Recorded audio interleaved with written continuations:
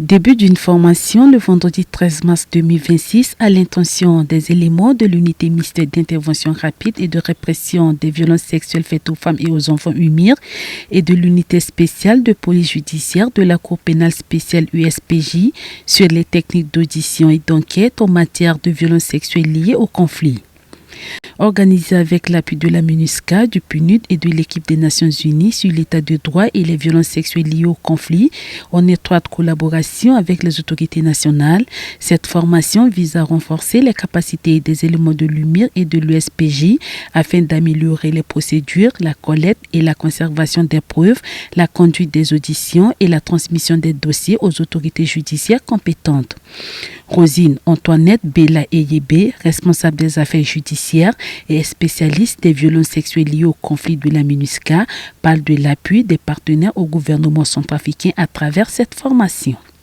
Le projet conjoint réaffirme son engagement à accompagner les autorités nationales dans le renforcement de l'état de droit, la professionnalisation des services d'enquête et la consolidation de la chaîne pénale.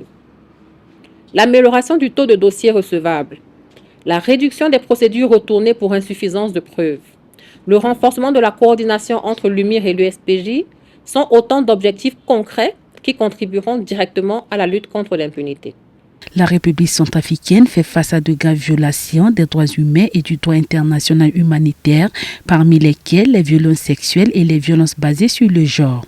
Capitaine Clarisse Félicité Gbagbois, directrice de l'unité mixte d'intervention rapide et de répression des violences sexuelles faites aux femmes et aux enfants UMIR, a exhorté ses pairs à saisir cette opportunité pour l'avenir de cette institution. Grâce à cette formation sur la technique d'enquête et la prise d'audition, nous allons pouvoir soulager les personnes survivantes et remplir nos mandats.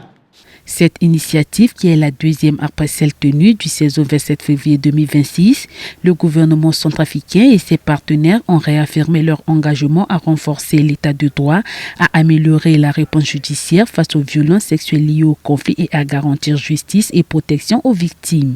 La formation d'une durée de 10 jours concerne 43 éléments de l'UMIR et 16 éléments de l'USPJ venus de Bois et de Bangui.